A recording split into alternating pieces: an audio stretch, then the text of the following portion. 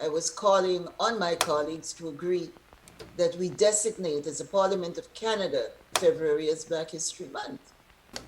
I went for a motion simply because I did not want something that was debatable. And I'll share the motion with you. It said that this House take note of the important contribution of Black Canadians to the settlement, the growth, and the development of Canada. The diversity of the Black community in Canada and its history, the importance of that history to this country.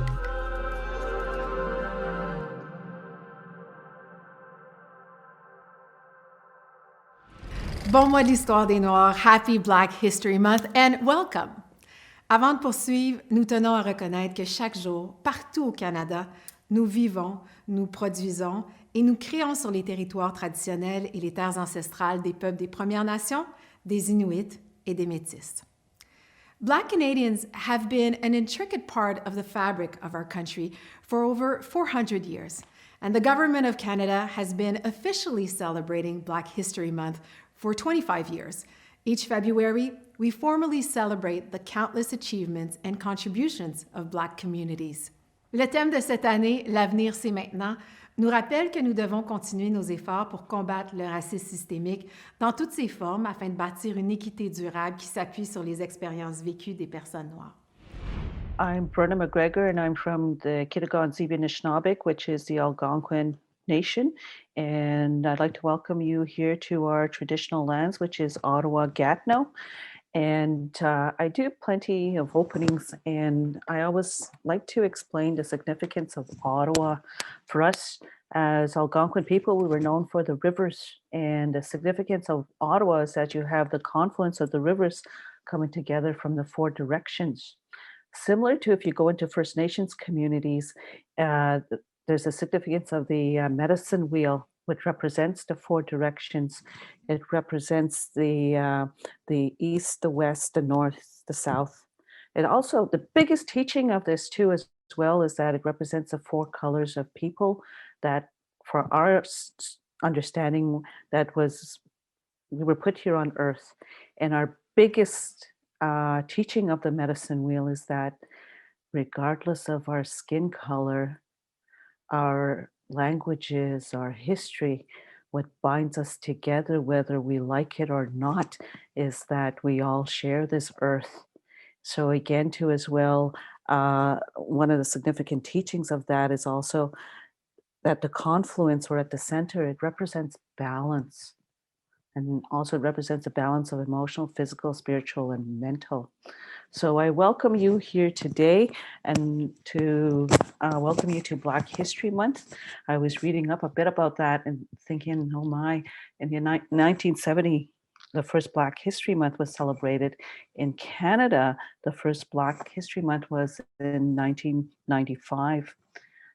I was thinking afterwards, it was just a year after, in 1996, for us as First Nations, Inuit, Métis, the last residential school closed in Canada in 1996. So this is such recent history, and I like the theme this year is the future is now. The future is now.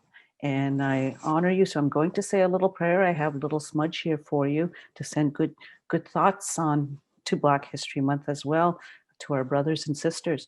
So I say, miigwech kje maneto, onje ni gashke toche, manjitnan wanoje, mamwe kakina pematsijik, shwen mishnon in abigis, kin ke debendan kakina gach kje maneto, kin ke mojan kakina, miigwech onje kakina gagi shendan onje, shwen mishnon in abigis, we do kwagya kakina. Mam de ge we wisne jek de mag zijek aye kozijek kaye we ne bochek. Kan shesh kwat ne gwede semin kego, shit kana noj gwed ne gwede semin. Miigwech, miigwech, miigwech. Miigwech. Miigwech in Algonquin means thank you, which means merci. And I say it 4 times to honor the 4 directions and the 4 colors of people that we make up this earth, and to remember that we all have a responsibility to look after this earth. So I say, miigwech, thank you. Oh, Canada, our home and native land, true patriot love in all of us command. Car ton bras est porté l'épée, il s'est porté la croix. Ton histoire est une épopée des plus brillants exploits. Oh, God, keep our land glorious and free. Oh, Canada, we stand on guard for thee. Oh, Canada, we stand on guard for thee.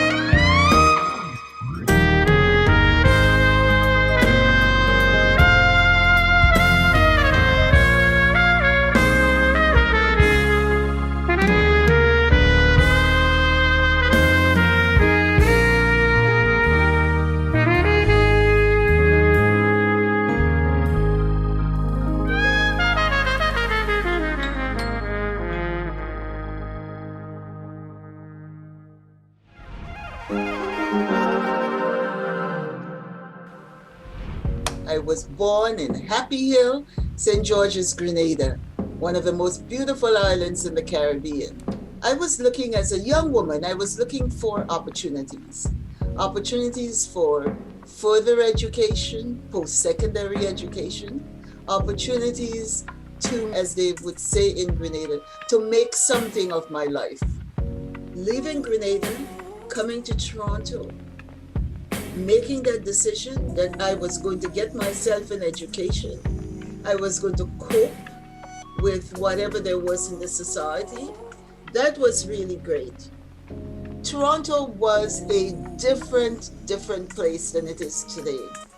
We had no Charter of Rights and Freedom. That didn't come till 1982. when we brought our constitution back and we amended it and put in that section 15, which says that you can't discriminate, etc., etc. We had no human rights code so that one could complain about issues and one could complain about prejudicial things or microaggressions or things that were happening in the community. We had no police-community relations. The police were making decisions about their activities and evaluating what they were doing without community input. We had no landlord and tenant, so that to find a room or a rooming house or an apartment, the landlord can say right to your face, it's for rent, but not to you. And so it was a different world. And I had to ensure that I could survive in that environment as a Black woman in Canadian society. Hello everyone, bonjour à tous. Happy Black History Month. Bon mois de l'histoire des Noirs. C'est un immense plaisir de participer à cette belle célébration virtuelle, rendant hommage à l'apport remarquable des communautés noires au Canada. Elles nous ont aidés à devenir ce que nous sommes et à faire de notre pays ce qu'il est.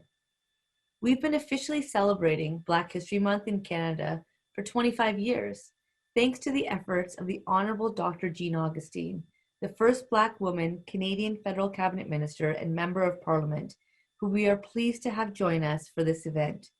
We will hear from Dr. Augustine a little later in the program. It is important to note that our country has benefited from Black history, Black voices, and Black perspectives for much longer than that. Black people have been instrumental in shaping this country for more than 400 years, since well before it was even named Canada.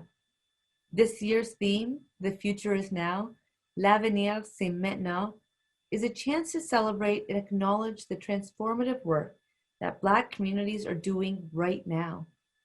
As academics, artists, musicians, doctors, nurses, scientists, athletes, entrepreneurs, Black people of all ages and backgrounds have made invaluable contributions, and they continue to make contributions every day, especially on the front lines of the COVID-19 pandemic, whether as physicians, healthcare providers, essential workers, and teachers.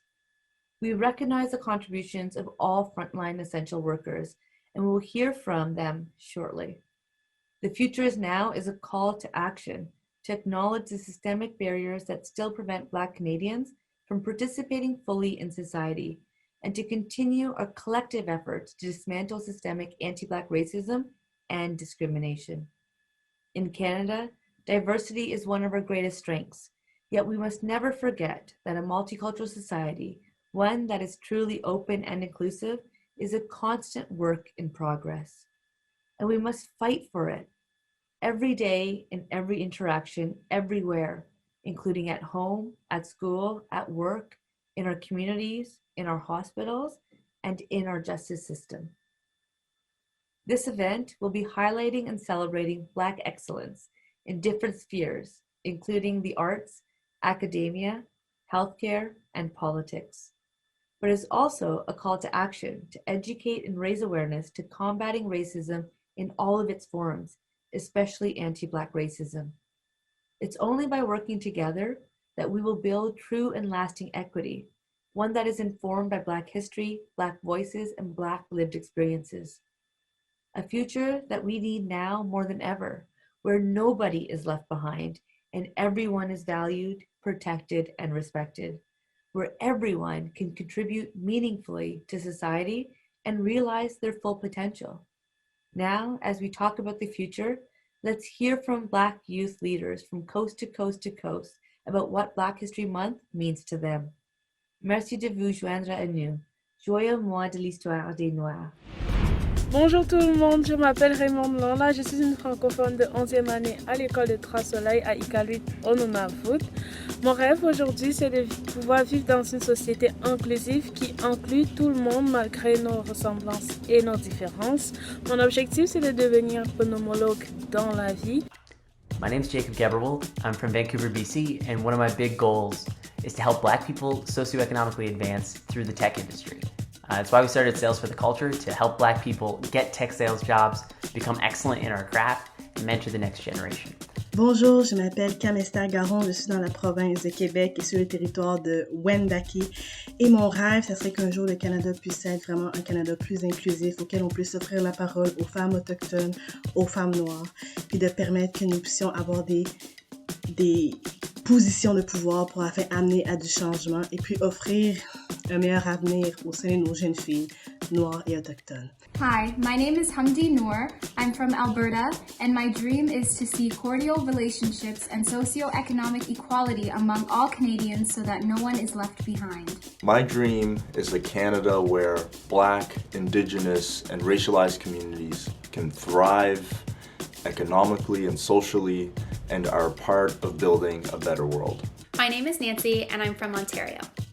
My hope is that we continue to spotlight and celebrate the successes and triumphs of Black people, and that we are intentional in educating individuals from a young age on the rich history and culture of Black people, the diversity that exists within the community, the inventions and the discoveries of Black people, and the impact that Black people have had and continue to have throughout history. My personal goal is to continue to work toward ensuring that Black people in all their diversity are meaningfully represented, included, and valued in leadership roles. My name is Hamdi Noor. My name's Jacob Geberwold. My name is Nancy. My name is Alfred, and our Future Is now. Je m'appelle Camesta. Je m'appelle Raymond Lonla et notre avenir, c'est maintenant. Senator Wanda Bernard is the first Black Canadian to achieve tenure at Dalhousie University, and her research focused on anti-oppression and diversity. And she's also the first Black Nova Scotian woman to serve in the Senate chamber. I'm grateful to have the Honorable Senator Wanda Thomas Bernard join us. 2020 was a historic year where we saw the collision of dual pandemics. Therefore, Black History Month 2021 is an even more important time for us to celebrate Black history. This is a time to pause, to reflect, to remember, and to show gratitude. We show gratitude to the Honorable Jean Augustine for her action to have the Government of Canada name February as Black History Month 25 years ago. And we thank her for her ongoing work in nation building. Black History Month is also a time for us to extend thanks and appreciation to all who contribute to the development and promotion of Black history, past, present, and the future.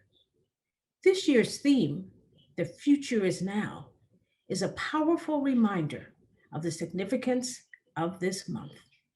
But it is also a call to action.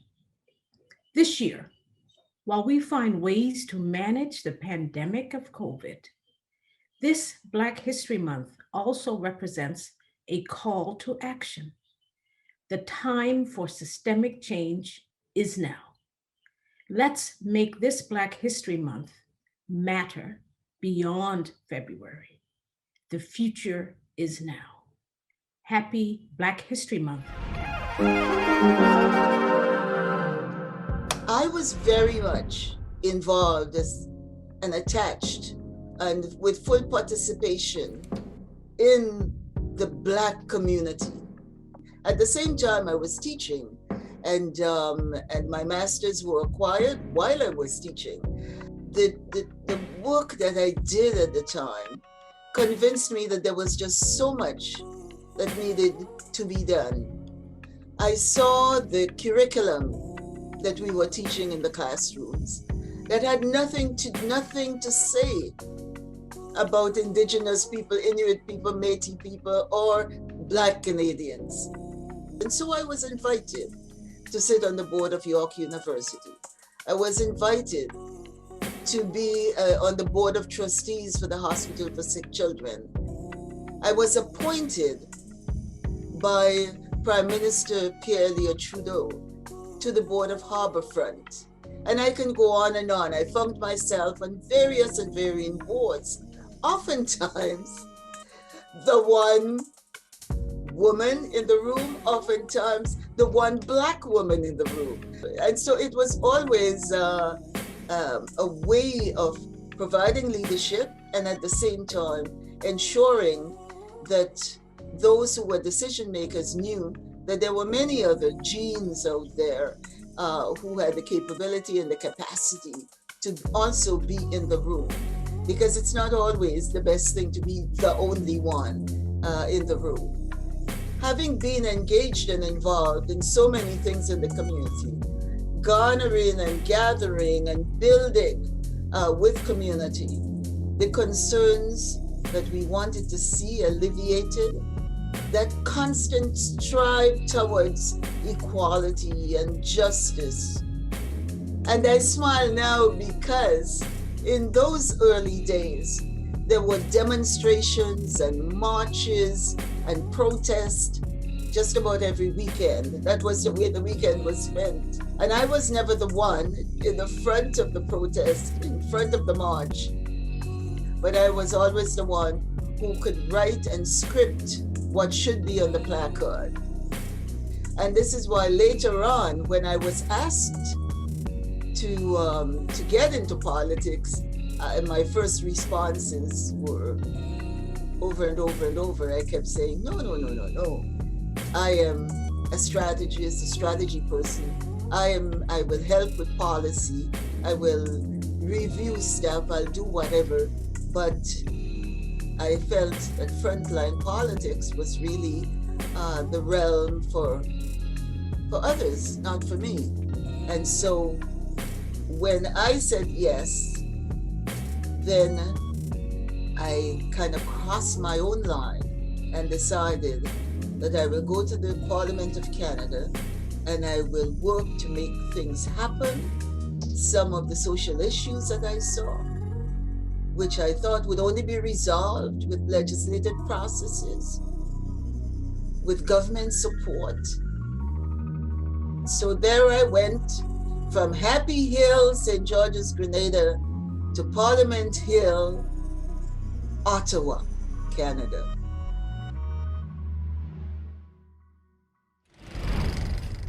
Now I'm pleased to introduce the Honorable Ahmed Hussein, Minister of Families, Children, and Social Development. He's the first Somali Canadian to be elected to the House of Commons and hold a federal cabinet position. Hello everyone. Bonjour tout le monde. Merci de vous être joints à nous pour célébrer le 25e anniversaire du mois de l'histoire des Noirs au Canada. Thank you for joining us today to celebrate the 25th anniversary of Black History Month in Canada. Now, of course, we cannot celebrate this amazing milestone without going back in time to recognize the amazing woman who started it all. It was the Honorable Jean Augustine who led the successful effort to officially designate Black History Month in Canada. And now she's allowed us all to come together to recognize and celebrate the amazing contributions and history of Black Canadians. And merci, Jean, pour ta passion, ta prévoyance, et ton dévouement. But as we celebrate Black excellence in all aspects of Canadian society, let us remember those who paved the way, those on whose shoulders we stand on. The Honorable Jean Augustine, Lincoln Alexander, Viola Desmond, and countless others. We owe it to them to continue their efforts to address systemic racism in Canada and their fight for a more inclusive Canada. The theme of Black History Month this year, The Future is Now, allows us to be truly inspired by this history, connected to the present, and build a more promising future for Black Canadians. So in this Black History Month, let us not be afraid to work together, to hold ourselves accountable to ensure that Black dignity, Black accomplishment, and Black justice is more a part of our present than our past, and more a part of our future than our present. But acknowledging anti-Black systemic racism isn't the job of those affected by it. It's the job of leaders, which is why I've been working very closely with so many colleagues to make sure that my representation leads to action. And I strongly believe that it has. We as a government have recognized the UN International Decade for People of African Descent. We have made significant investments in capacity building for Black Canadian community organizations and in Black youth programs.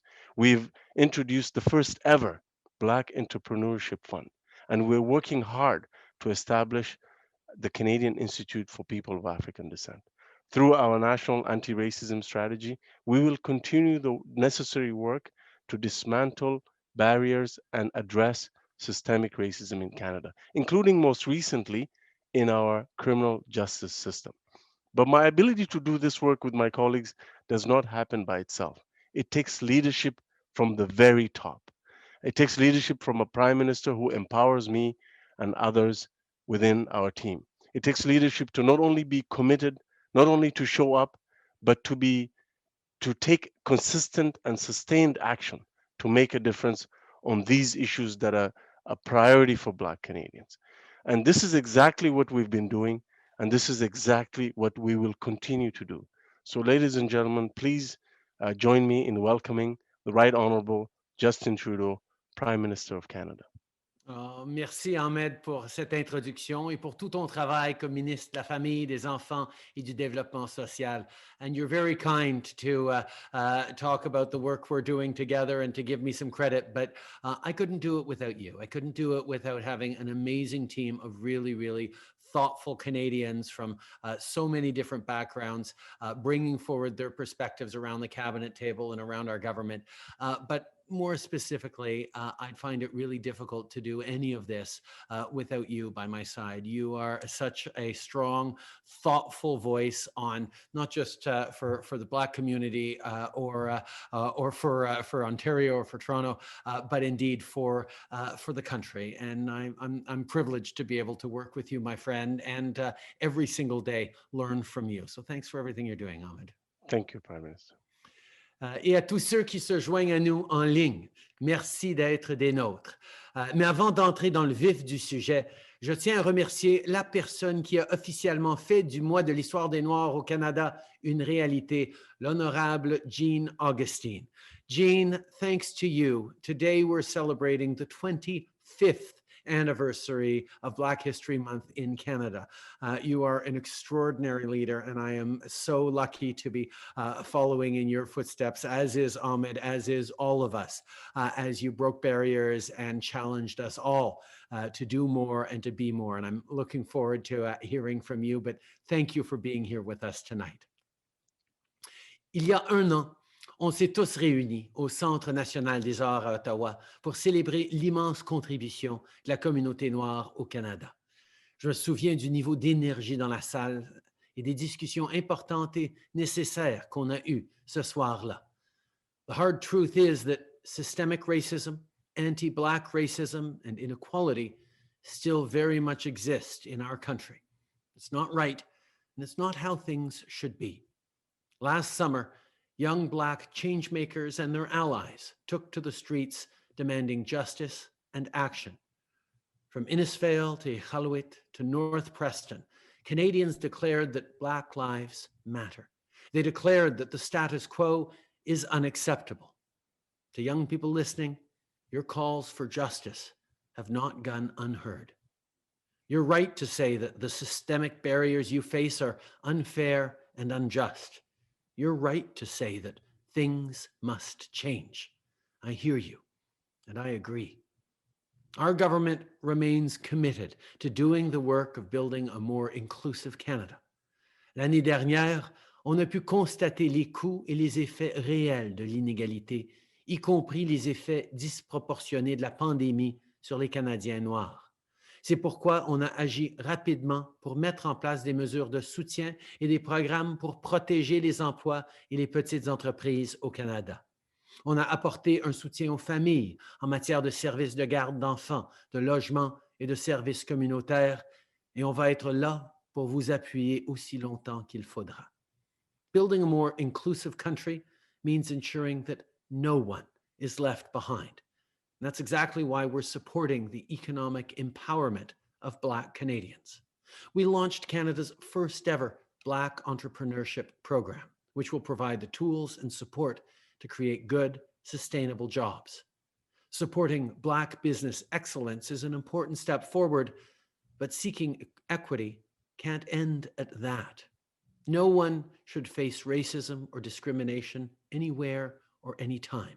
It's wrong and it's hurtful and it has no place in Canada. That's why we're taking action through our anti-racism strategy, along with other investments towards community programs. We're also tackling the systemic inequalities within our justice system that Black Canadians still face, inequalities that continue to cause real harm. Last week, we took action that will help build a justice system that is fair, effective, and keeps all Canadians safe. This is about ensuring that all Canadians, no matter who you are treated with dignity and respect in the eyes of the law. It's about making sure that our justice system is actually just. Together, we've made progress, but we know there's still much more to do. We will continue to take action to build a better, more inclusive Canada for everyone, for today, for tomorrow, and for years to come. And now I'm so excited to be able to hand it off to someone who's devoted her life to doing exactly that, the Honorable Jean Augustine. Jean, your contributions to the community and to Canada have made us all stronger. You are an inspiration to countless Canadians, including myself. Your capacity to listen, to teach, to encourage, to be stern when you need to, but always to do it with just the biggest heart I've ever seen and a desire to empower everyone to be those agents of change that we need them to be, and not give up even as things and circumstances knock them down. I am constantly inspired by your ability to connect and lead. And when I grow up, I hope to be just like you. You are awesome. And it is such a pleasure to see you tonight and to be joined with you virtually on this stage. How are you doing, Jean? My byline all of the time is, in answer to the question, it's a great life if you don't weaken. And so I'm not weakening. At age 83, I'm still prodding on. It's so good to see you in such fine form. Yes, I came to Toronto 60 years ago, and Canada was a different place and Toronto was a different place.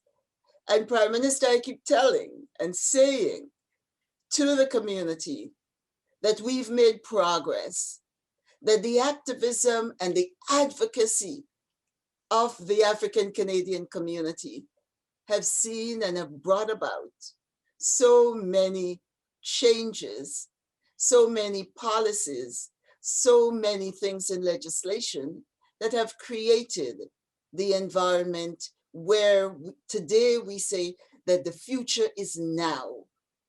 And listening to Minister Ahmed and the wonderful leadership that he's been providing and the work that he's been doing, with the support of his caucus and with your leadership, we've made some progress.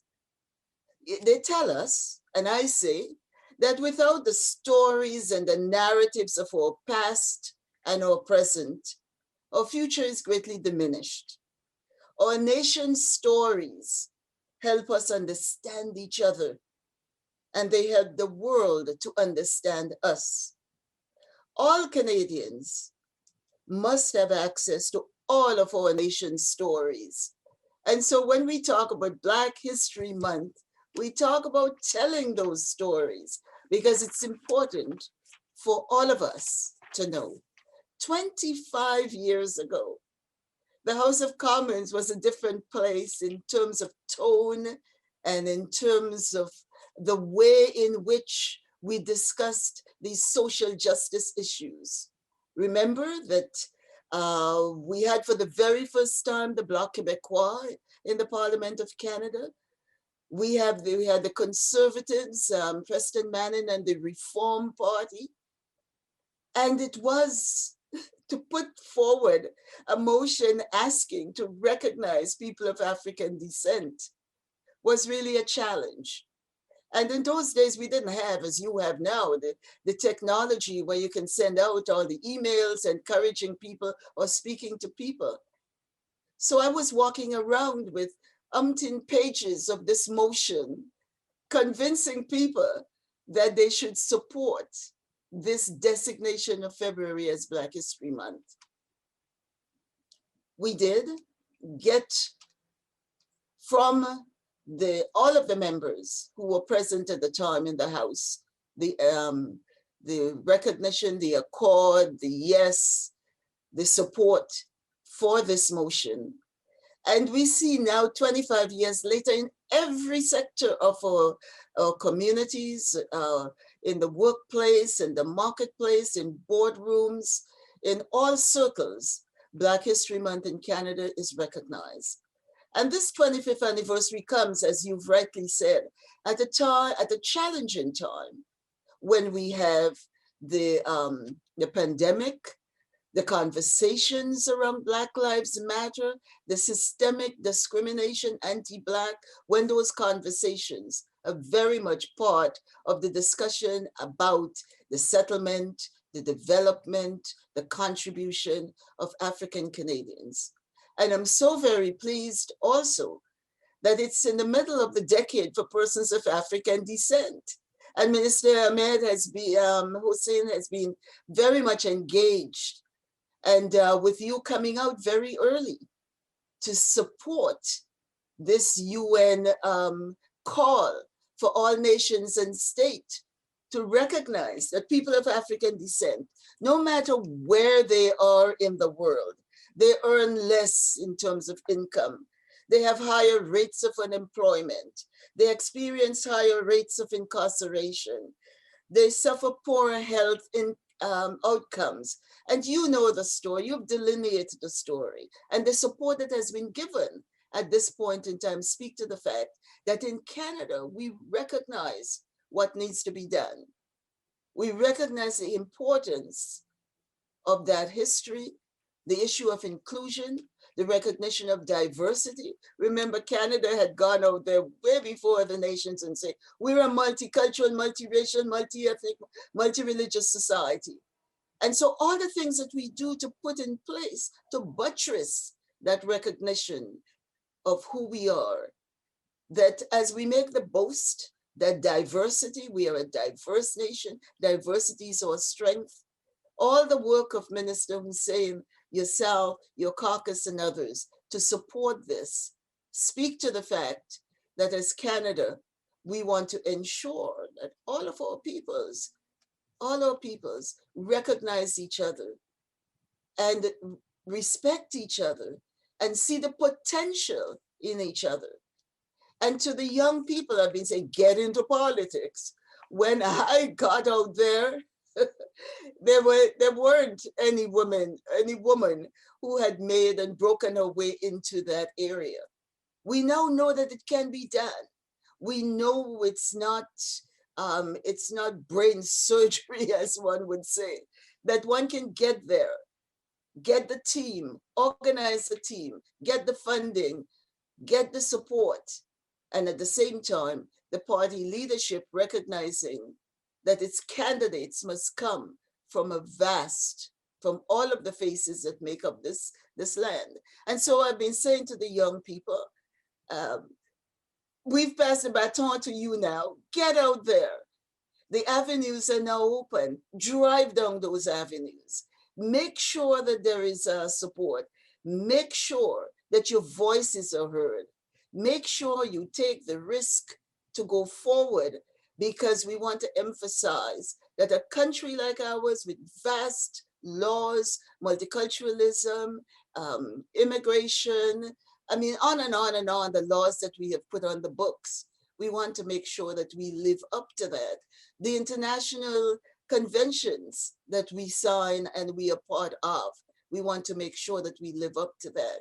And so, I keep saying, Prime Minister and Minister, we don't want a lot of reports and all and studies and whatnot. We know what needs to be done. So let's do it. Let's build the society. Let's make the future is now. Let's do this now so that after we get to the pandemic, after we come through this discussion, after we've had the support for businesses and for all the groups and organizations in our community who are dependent on funding and other issues to really get the critical mass and establish themselves, that they're strengthened by this, so that as we get to the other side, we will be the diverse Canada that we are, and inclusivity would be our modus operandi.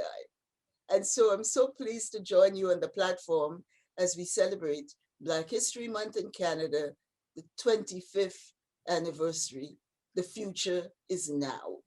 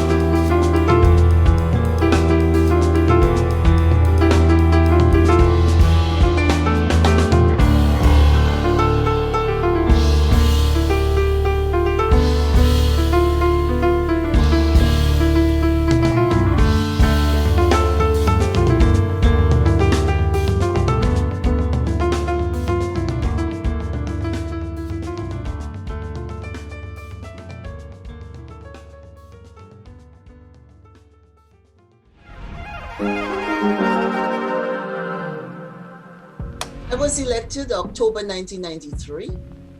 I was appointed parliamentary secretary to the Prime Minister. 1994, the men from Toronto, the Black men who could not get other occupations, who worked on the railroad, they were bringing back to Toronto pamphlets and information about this dynamic Black History Month in the United States. The question around what should be the response sent to the Ontario Black History Society to a request that they were making that the government of Canada should have a proclamation or make a proclamation designated February as Black History Month in Canada. The response was the federal government does not make proclamation. I said, you can't say no to this.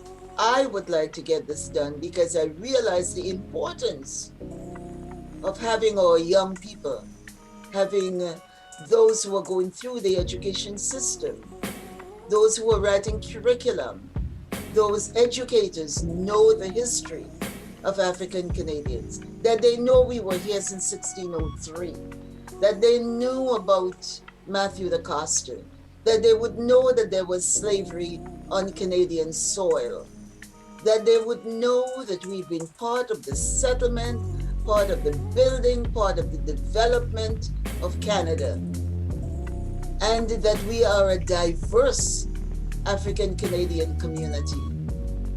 I went for a motion simply because I did not want something that was debatable.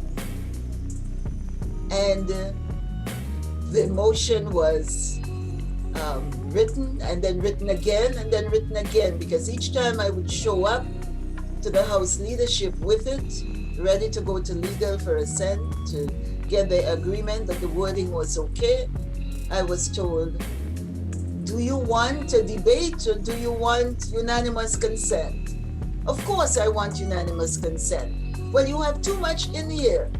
It's debate that's debatable. And so the motion was very much to the point. There was nothing in there that was debatable. And I'll share the motion with you. It said that this House take note of the important contribution of Black Canadians to the settlement, the growth, and the development of Canada. The diversity of the Black community in Canada and its history, the importance of that history to this country. There was nothing debatable. And so when I got unanimous consent, it was amazing. It was risk-taking. It was having people go in a direction that they did not want to go. It was pulling forward the recognition of people of African descent and making that the center of our discussion on that day.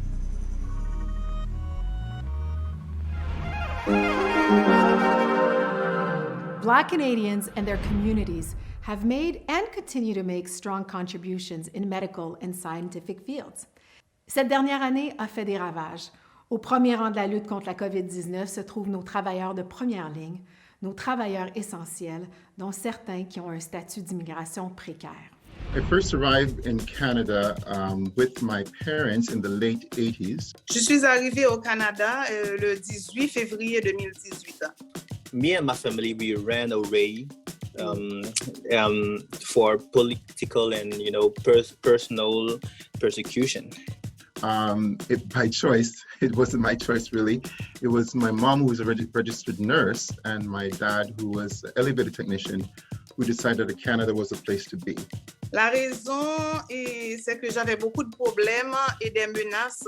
C'est pour ça que je suis venue au Canada. When I came, it was in a global pandemic context, because 1 month after we came, everything was closed. In the time we're in right now, I actually was a part of SARS, so this type of pandemic isn't something terribly new for me, but certainly it's a humbling experience, and it really affords me the opportunity to really live each moment to the best of my ability, because tomorrow isn't promised. C'est avoir un avenir meilleur pour moi et pour mon fils dans l'éducation, pour me former et à faire un métier qui me tient à cœur. I would like to, because I am to pursue my studies, because I've studied business administration back home in my country. To pursue my studies and then to contribute even more in a society and for that. But it starts with a status here. Bon, pour moi, c'est très important parce que ça fait partie de mon identité. Donc, c'est l'entraide entre nous, c'est l'amour, c'est tout, c'est le contentement. Donc, c'est beaucoup de bonnes choses. The key word for me is contribution, because when you celebrate Black History Month, you celebrate the contribution of Black people in the world. And if I more precisely here in Canada, we're talking about the contribution of Afro-descendant and Afro-American to the social, cultural, economic, and political life here. We live in spaces oftentimes where we're not seen. Be your authentic self. Know that there is a lot you can get accomplished if you are determined. Resilience is in your DNA. You don't really need a classic roadmap. You just need that thing, that gumption, we call it from the Caribbean, to just take the first step, right? The courage to take the first step. And I strongly believe that you can do it. D'un océan à l'autre, nous remercions tous les travailleurs de première ligne pour votre dévouement. Please honor their work by continuing to wear masks, sanitizing your hands, following your local public health protocols, and affirming their life-saving contributions. Hey everyone, it's Andre DeGrasse here, 3-time Olympic medalist, and today I'm going to shed some light about Black History Month. So growing up in Toronto for me and being around so many different traditions within our Black cultures was an experience in itself, and one that I truly appreciate. It helped shape me. For me, Black History Month is the celebration of that. It's a celebration of Black culture, contributions, and Black excellence. This celebration extends past this month. It's always a reminder of how far we've come as a race collectively. Black History Month means the world to me.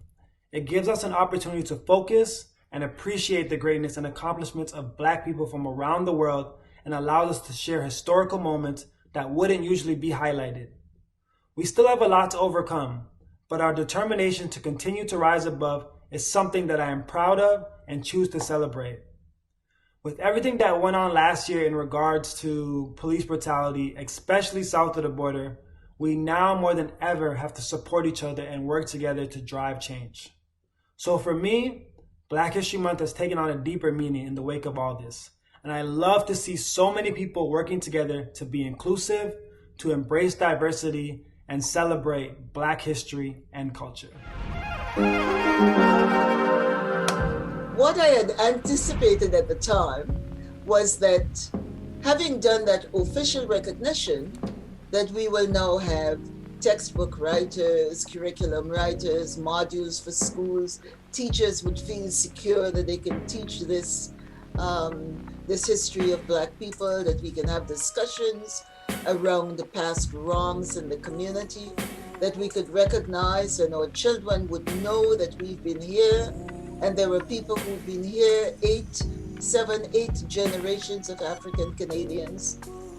And there would be an opportunity for us to have that discussion. Little did I visualize 25 years later that Black History Month would be celebrated all across this country, from coast to coast, in corporate boardrooms, in corporate bodies, in institutions, in universities, in churches, in entertainment, just about everywhere in the society.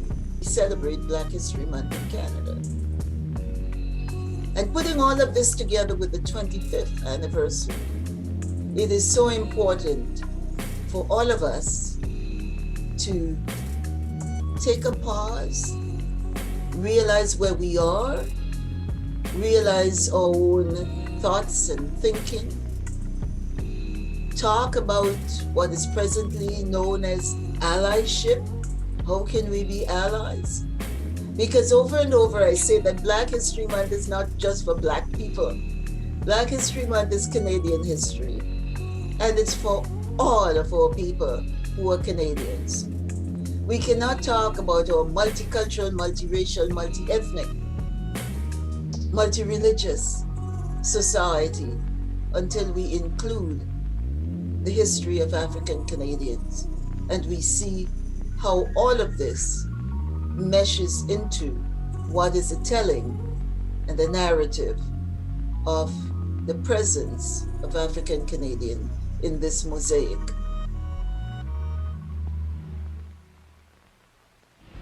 Welcome to our intergenerational panel, where you'll hear from voices across this country. This year, our theme is The Future is Now, and I'm so looking forward to this discussion and just hearing what Black History Month means to our esteemed panelists. So without further delay, let's introduce them. Ms. Augustine is a Canadian legend who has made extensive contributions to Canadian society as a politician, an educator, and an advocate for social justice. Then we have Anara Eileen. She is an 11-year-old from Stony Creek, Ontario, and she one day, visited her school library, and she didn't see anyone in books that looked like her. And that's when she took action. That's when Anara's bookshelf was created. It's an Instagram account that highlights books whose main characters are Black and people of color. Miriam Touré is the co-creator of the Montreal book club, Black Girls Gather. Alongside her friend Fabiola, it launched in the fall when the use of the N-word in academic contexts was being debated. across Quebec. Mayor Roll, he is an outreach worker from Halifax, specifically North and Dartmouth, with young men between the ages of 16 to 24. He talks about using empathy to hold this role as a positive male figure in young men's lives. And then to Brandon Gonez. Brandon is a beloved Toronto TV personality. He has worked with Bell Media in several capacities at CTV Barrie, CTV's Your Morning, and then CP24. He's well-known, Brampton-raised, Jamaican-Canadian journalist with an infectious energy. After gaining overwhelming support, Brandon wanted to push the envelope further, and he launched his own YouTube show called, appropriately enough, The Brandon Gonez Show. And now that I've introduced you all, let's get started. Media plays a huge role in reporting stories and really reporting the stories of African Canadians. And that hasn't been always at the forefront. And Brandon, you pushed the envelope in so many ways on that. How important is it? And how important is diversity when it comes to media? When we talk about diversity of voices, the importance of that is about reflection, because you can't be what you can't see. Exactly. Also, when we talk about diversity of voices, we also have to understand the importance of perspective, because what are the lenses that are telling these stories? And what is that framework of which they have their own lived experiences? And when you don't have people in front and behind the screen who come from various backgrounds, different journeys, different economic backgrounds as well, because that's such an important one, then you don't have an accurate reflection of what a segment of a population or what the diversity of the population goes through on a day-to-day basis. So to tell stories genuinely, authentically, you have to have people from all walks of life, all different backgrounds, whether that's racial or income, to be able to really get to the root causes of why society isn't working the way it should be, or to how do we move a society in the right direction, work for everyone. And I want to touch on that point, Brandon, that you made. If you can't see it, you can't be it, because that's what happened. Ainara went to her library, was looking for books, and didn't see herself represented. What Mr. Gonez said just now is like so important. Even in books, I think it's very similar. It's just, you can't be what you can't see. That's something so important to me, and I think so many other kids of color. If you don't see somebody doing what you want to do, how do you know that you can do it? If there's nobody that looks like you, that is being a lawyer, if you want to be a lawyer, how do you know you're going to make it if you don't see anybody looking like you doing that? Black History Month, for me especially, is a time of learning, and I think that's what it is for a lot of people. I also think that we shouldn't only focus or talk about Black history in 1 month. It's the shortest month of the year. Mariam, I want to go to you now and creating safe spaces for Black girls, Black young women in particular, and why you see that as important. Well, I can relate so much to what Ainara said of not seeing yourself in the books that you read at a very young age in school. And that's actually what started the idea of us wanting to build a book club and a safe space for young Black girls to be able to read books featuring young Black girls. And oftentimes, I feel like they're in higher education, they're doing on the surface amazing things. We don't think that they're struggling in any way. But when you look at certain statistics, Black girls are actually the ones struggling with mental health, going through depression, having very low self-esteem, because a lot of the time they struggle with ideals of beauty, they struggle with things like colorism, a lot of problems that aren't talked about in the Black community, that aren't talked about in society in general. So we really wanted to create that safe space where they could openly talk about what they go through as Black girls, as Black women, and they could try to find solutions. That's really what we do. We talk about our own experiences and try to find concrete examples of what you can do to resolve these things you go through. And we also make sure we celebrate them, we empower them. We tell them every day, you are beautiful, you matter, and you can do amazing things. And we really see an impact on the girls and on their lives. This intergenerational conversation And I'm sitting here nodding my head and saying, oh, they get it, they understand the importance, because my rationale and the fire in my belly to put that motion together and to work at getting us recognized February as Black History Month stemmed from the fact that I was an educator. I was teaching social studies, and there was nothing in the curriculum modules, there was nothing in the textbooks about Indigenous, Métis, Inuit people. There was nothing about African Canadians. And if there was anything at all, it was something along the margins or the footnote. And getting the books, getting material, having things in the library. I commend you young people for bringing that to the fore. One more question, because I've got to go to Mario. Mario, the question is about mentorship. You want to be there for young men, be a beacon of hope to them. Tell us a little bit about what you're doing and why that's important to hold young Black men up, particularly at this time. It's important. It's important. Ms. Jean, she just mentioned it. There are no mentors here. I'm an immigrant from the Bahamas. When I came to Canada way back in the day, I looked for someone that looked like me to help me, to mentor me. And so, you know, there wasn't anyone. So one of my goals was to push for this mentorship, to work with men. Most of the clients that I deal with, they come from single parents' home, particularly a mother or even a grandmother. Those women are doing amazing work. However, there isn't any men there to, you know, to work with these men. And so over the years, I worked with an organization called Ceasefire, as well as now I work with the Health Authority with an organization called the Nova Scotia Brotherhood. And so with the Brotherhood, when these guys come in, we're not only just providing programs to them, we're providing mentorship, we're providing peer-to-peer. Yes, we're professionals. However, when we talk to these men, we want to talk on the same level so that they become confident. You know, when you talk to our young boys, let's call it young men, you ask them, what do you want to be when you grow up? They don't know. You ask a young white boy, what do you want to be? They know what they want to be. So now is the time for us to start, you know, making it a mandate. Listen, what do you want to be? You know, you could be anything that you want to be, right? And so this is why we're doing what we're doing right now. And I commend everyone on this platform. And thank you, Ms. Jean, for doing what you did 25 years ago. I think, Marcy, people without the knowledge of their past history, origin, and culture is like a tree without roots, said Marcus Garvey. Amen to that. You know, the baton is in your hands, young people. Let's go for it. Thank you so much. Thank you so much, Miss Augustine, for, you know, starting, you know, like you said, passing the baton. And, you know, this theme that the future is now, it means that, like, what we're doing today is the Black history of the future.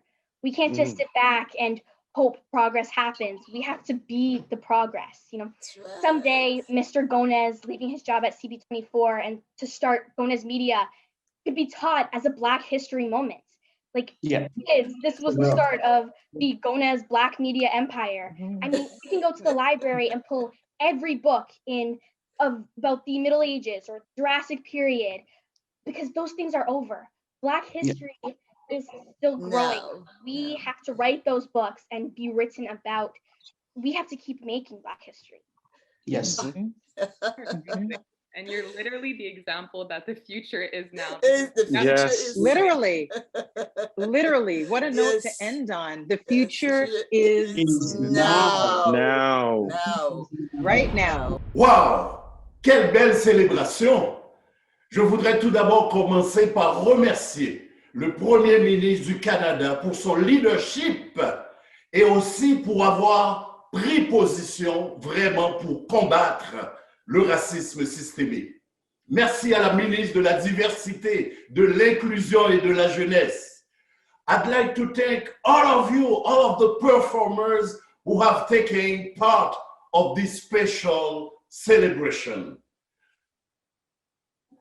even though it's a virtual celebration, your amazing presentation keep everyone in front of the computers from beginning to end. So thank you so much.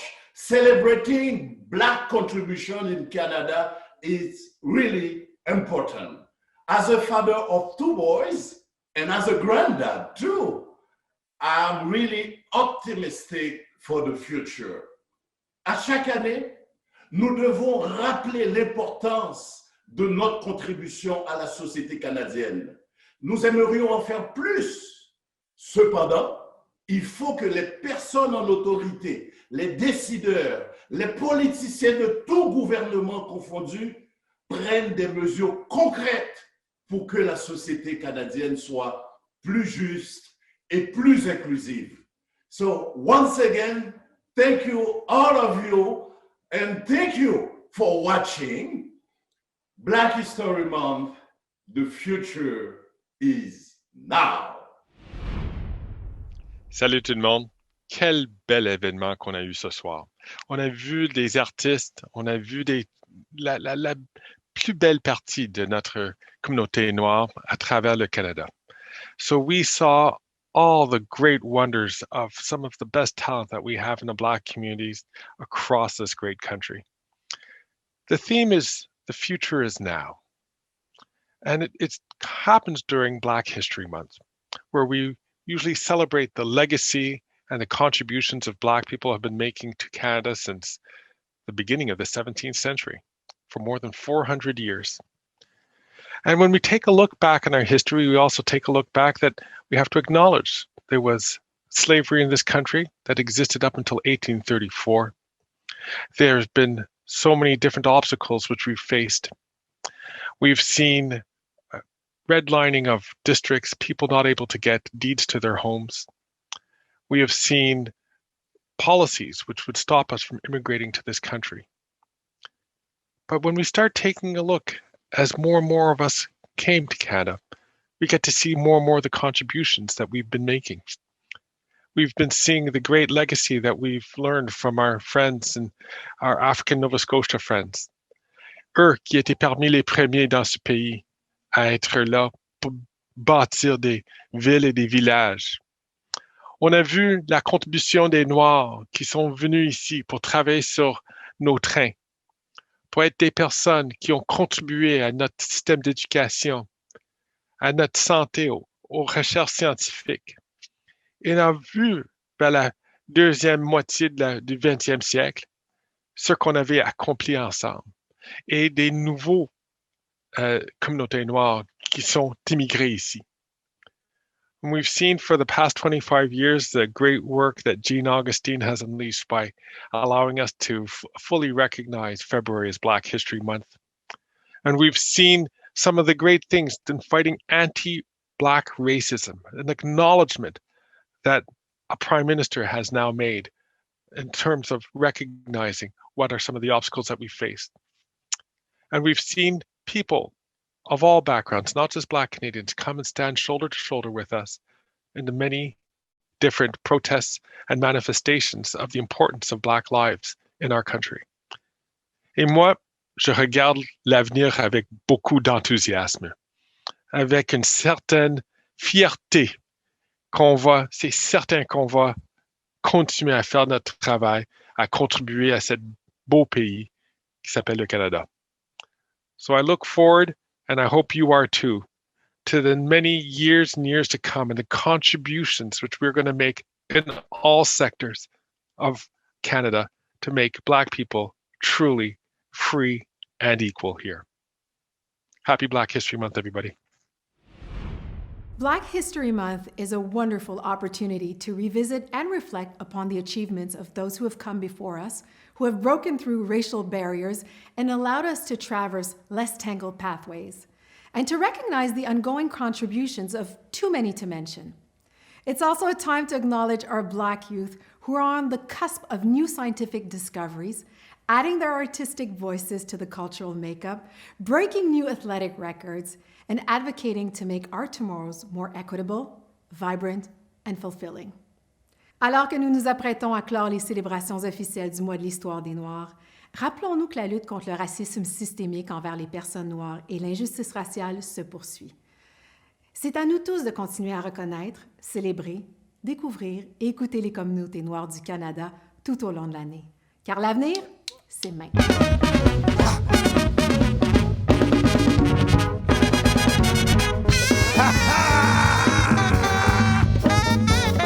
Diaspora africain, Jamaïque, Brésil, Équateur, Cuba, Haïti, República Dominicana, San Andrés, Colombia, dale vamos! Os africains sont des pour résister, Madame Kaiser pour toujours qu'aimer l'autre. Diaspora africains sont des pour résister, Madame Kaiser pour toujours qu'aimer l'autre. Diaspora africains sont des pour résister, Madame Kaiser pour toujours qu'aimer l'autre. Diaspora africains sont des pour résister, Madame Kaiser pour toujours qu'aimer l'autre. Travail ou pas sacrifice, musique la pour mes services, ou important même Jacques tout artiste qui gagne talent. Façon agir, façon parler, pas qu'à des parents. Souci folle, payons sel, pas qu'à n'en faire qu'à tel. Non méprise des yon jeunes, c'est propre, c'est tout à rejeter. Tout ça pense qui parle, rien qu'à plein yon panier. Pas propose ou se récite, pas critique yon contre-titre. Comprendre après colonisation, nous tous besoin de thérapie pour nous former yon nation. Question pour nous poser, pas qu'à résister. Pour qui ça gagne haïtien qui perd par les créoles l'école. D'un coup identifié, lycée identité, d'un coup identifié, lycée identité, d'un coup identifié, lycée identité. Diaspora africaine, tous les pour résister. Madame Kaiser, pour toujours qu'aimer l'autre. Diaspora africaine, tous les pour résister. Madame Kaiser, pour toujours qu'aimer l'autre. Diaspora africaine, tous les pour résister. Madame Kaiser, pour toujours qu'aimer l'autre. Diaspora africaine, tous les pour résister. Madame Kaiser, pour toujours qu'aimer l'autre. Motivation moi là, spiritualité moi là, matérialisme pas jouer dans le groupe, pas dans le caca. Il est pour m'inspirer, surtout pas qu'à résister. Comme une musique qui est authentique, pas les politiques critiques, certains polémiques, pas quitter yon manipule, questionner yon calégé, yon qu'à exterminer. 300 ans si nous étions comme ça, nous pas exister. C'est pas pessimiste non, faut qu'on réalise yes. Si nous pas aider yon l'autre, la ville capitrice, qui dit nous ses racines, nettoyer ses veines nous, pas coûter médias étranges, qu'à plaquer dans le trou. Restez collé à quelle Afrique. Diaspora africaine, tous les pour résister. Madame Kaiser, pour toujours qu'aimer l'autre. Diaspora africaine, tous les pour résister. Madame Kaiser, pour toujours qu'aimer l'autre. Diaspora africaine, tous les pour résister. Madame Kaiser, pour toujours qu'aimer l'autre. Diaspora africaine, tous les pour résister. Madame Kaiser, pour toujours qu'aimer l'autre.